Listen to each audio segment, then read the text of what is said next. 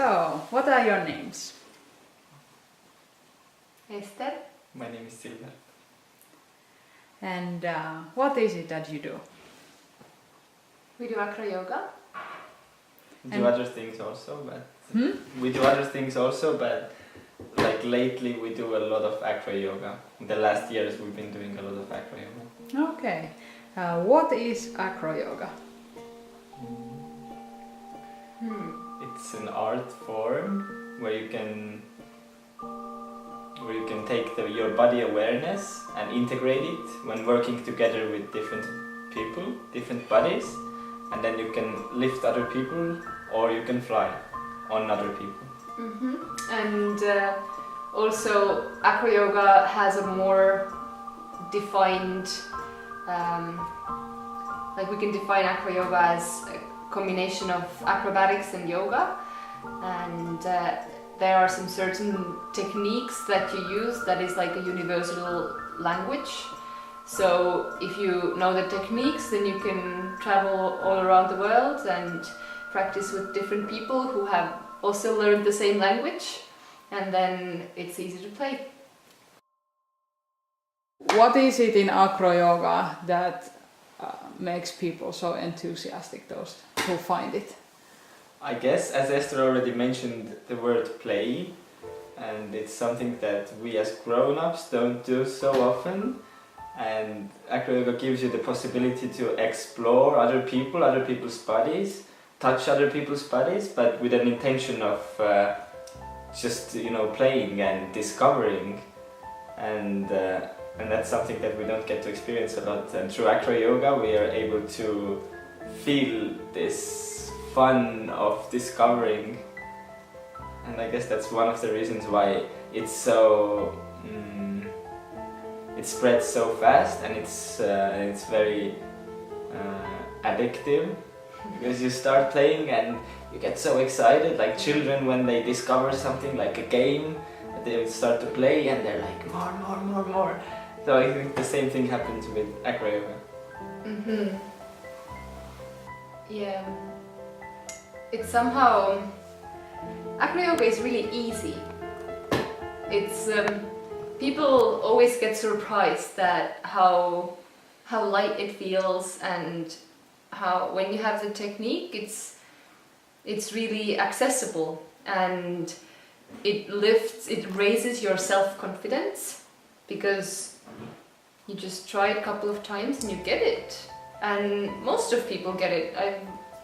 I haven't seen people who are a big failure.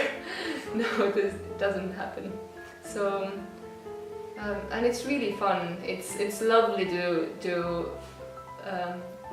learn those little things about yourself that you never knew you could do.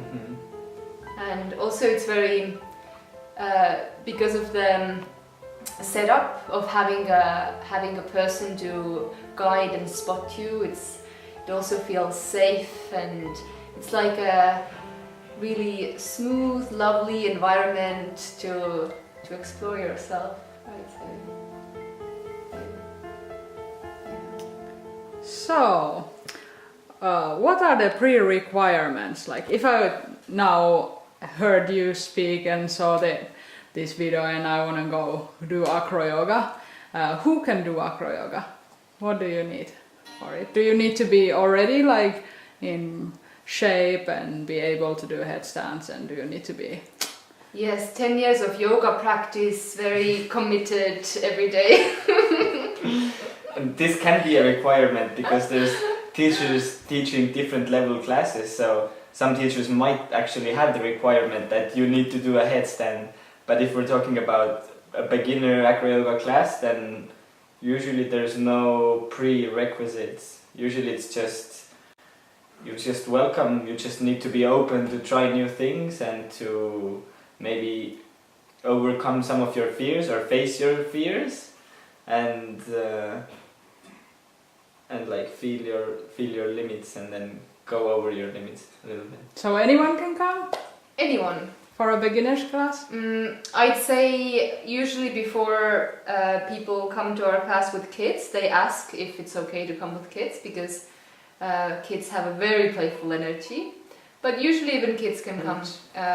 There is no age limit actually. Yeah, I've seen grandmothers flying around and it's completely fine. So obviously if somebody has a really bad back injury or neck injury or then it's difficult, then we have to take it slow. But even people in wheelchair can come, people with physical disabilities, no problem. I mean, it's more like about finding the modification, finding what suits this person. Maybe there's some people who can't do the class that we would generally give to beginners, but if it would be a more private setting, then you can always find out a solution, and there's something for sure that you can do with anyone. Yeah, Acro Yoga is not limited in these areas. It's very creative. We can find it. Yeah. We can find postures, and we can create things. And then the people themselves, they can create things. So. Nice. Who would you recommend Acro Yoga to? As you already asked, people who have yoga practice. Usually people who have already started yoga or they've been doing yoga for a while, they feel really natural. Like they already have the awareness of their body. So instructing them is really like so much more easy. But you just tell like, okay, now open your legs, move them this way, bring your arms there, and they follow so clearly, and it feels very natural for them. It's just like taking the yoga practice to the air. Yeah, I'd say it's easier to do Acro Yoga if you have a background of yoga. But I would seriously recommend Acro Yoga for everybody. Yeah. What are some of the benefits you see in Acro Yoga? Like, have you seen some changes in people during your classes, before class, after class? What are the changes you usually see, the effects of Acro Yoga? I see a lot of opening and getting more comfortable around other people. I've seen people who are very reserved opening up, and this is very, very beautiful thing to see how the smiles are starting to come, and especially beautiful thing is to see how people start to feel their own body and feel the partner's body and create their own things, like forgetting about the technical parts but feeling the technical part, just seeing what feels good and then moving on from there. So this is my favorite when people just grow on their own and don't need to have the instruction anymore. Yeah, first it might look that it's a really physical practice. It's about achieving poses and doing these cool transitions in the air. But the more you see people learning it, and the more you listen to people's experiences after the class, the more you see that this is just one little part of the practice, and people discover much more about themselves, the way they communicate, because we usually work in groups of 3. So the way you have to be patient, the way you have to listen to other person, the way you have to express yourself really clearly about like what do you want the other person to do, and to do it in a loving and kind way. It can be challenging, and also to have this patience with other people. So there's a lot that you can discover through the process of reaching this one posture. Maybe like it doesn't really matter if you really get to this posture or not, but the things that you discover about yourself and about the dynamics of the group are so much more important.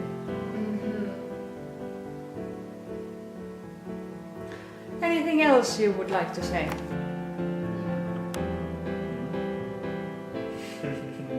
Yeah, I would maybe like to tell about our relationship in Acro Yoga.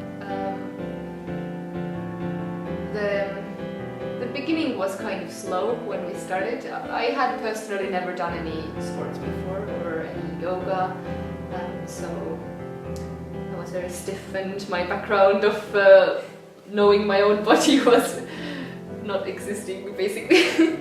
So And now we've done it for like 2 years and I've grown so much. And I also feel that I've grown in our relationship and how I appreciate him as my partner. All the challenging things in the learning process are also challenging in our psychological relationship, I feel.